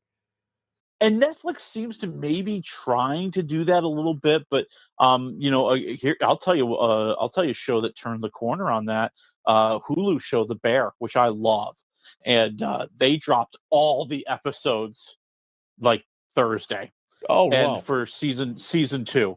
And so I am looking to hunkering down this weekend and just living it up because I love that show. I don't know if you watched or we ever talked about it. I don't think we've ever talked about it. Oh God, it's great. It's a guy who goes back home to Chicago. His brother ran kind of a sandwich shop in Chicago that was well known, and he takes it over because the brother died. And he's the guy who takes it over used to be an executive chef for the French Laundry, like a high class restaurant. Right. So he's clashing with the staff. He's trying to bring those concepts in. And these are people who are just like, I'm not looking to work a fine restaurant. I'm just like, I got a job, guys. And so, the whole first season is just this tension and this battling that's going on between them as he's trying to save the restaurant. And they just want to have their regular place. And now season 2, we see kind of where the restaurant's moving in the future. Oh, okay. Well, it might be an interesting watch for sure. Any final thoughts? Secret Invasion? Anything else that we missed that we didn't get? Just all good? No, I mean, I think we got. I mean, listen, this is the Samuel Jackson show, and they're going to advance. They're going to advance kind of the whole Marvel universe. We've got Emilia Clarke in here playing one of the Skrulls. So she's now part of the Marvel universe. So that's going to be interesting to see where it goes. I think that they're kind of bringing in these characters that I think we had forgotten about over the past few years. I mean, I'm trying to think, when have we seen or heard mention of the Skrulls outside of Captain Marvel? That was it. I think Captain Marvel was about it. So, well, it'd be that was a interesting. while ago. Yeah, that'll be interesting. Emilia Clarke, is her superpower that she can become a dragon? I'm just asking. I'm just curious. That would be really awesome. Well, they can shapeshift, so she can be a dragon if she wants to be. Yeah. All right. Well, Willie, thanks for coming in. Anything we should look forward to next week? Next week, it is Indiana Jones #5 and the crystal. No, and the Bible. No, I forgot what it was. It's Indiana Jones, people. That's all we're going to Indiana Jones 5. That's all we need to know. All right. That's right. Indiana Jones 85. I mean, he is 85, but that'll leave a mark. All right. Well, thank you, my friend. I appreciate it. We'll talk to you next week. See you then. Bye-bye. Folks, out of time. Again, Ben Carpenter joining us on Monday. Maybe somebody else, maybe not. We'll see how I feel this weekend. Appreciate it. Thanks for coming in. We will see you on Monday. Have a great weekend.